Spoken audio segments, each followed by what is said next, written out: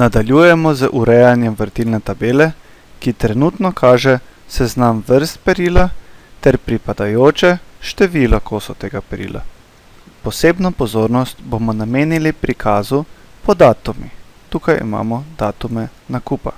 V osnovni tabeli imamo 7 različnih vrst perila in 681 različnih datumov nakupa.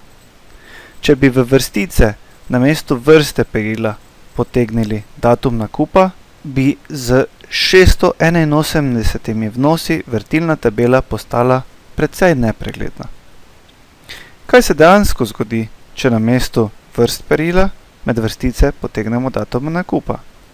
Odstranimo vrste perila in potegnimo datum nakupa med vrstice. Opazimo, da je računalnik sam datume združil. Namesto posameznih datumov so se pojavile 3 vrednosti med vrsticami: leta, četrtletja in datum nakupa. Tukaj lahko s plusom leta razširimo, dobimo četrtletja in znotraj četrtletij spet razširimo in dobimo mesece. Tako smo pridobili večnivojski prikaz datuma. Obstaja več načinov, kako lahko spremenimo ta prikaz datumov glede na lastne potrebe. Prikazal bom način, ki se meni zdi najbolj uporaben in pregleden. Še posebej zato, ker se ga lahko uporabi tudi za druge vrednosti, ne samo za datume. Prej sem omenil, da je računalnik sam združil datume. Če kliknemo na zavihek Analiziraj, opazimo, da imamo na voljo več orodij za združevanje. Najprej moramo preveriti, da imamo izbran pravilen del vrtilne tabele, ki ga želimo združiti ali razdružiti. Se pravi, želimo združevati datume, ne štetja posameznih kosov perila. V našem primeru želimo združiti in razdružiti datum. Nato kliknemo na Razdruži.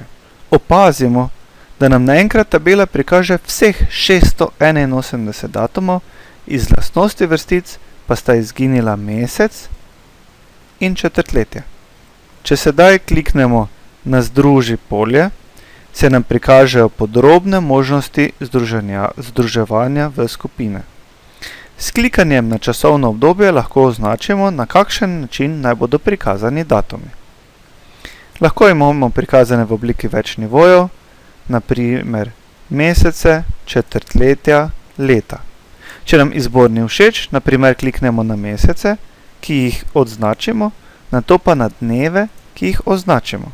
Tako lahko izberemo tudi samo en nivo. Izbiro potrdimo s klikom na V redu. Glede na našo izbiro opazimo, da so se nam v vrsticah spet pojavili 3 vnosi: leta, četrtletja in datum nakupa. V vrtilni tabeli pa lahko združene datume prikazujemo po nivojih.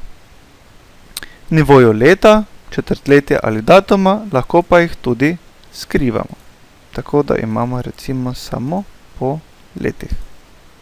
Prikazan način združevanja lahko uporabimo tudi za druge vrednosti, ne samo za datume.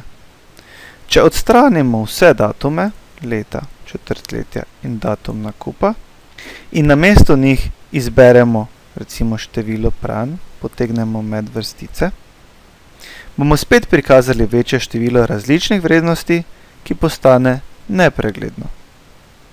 Če se postavimo na število pranj v vrtilni tabeli in izberemo Združi polje, lahko izberemo, kako naj bodo združeni rezultati. Recimo, da uporabimo privzete vrednosti, se pravi združeno skupine po 10. Izbiro potrdimo z V redu.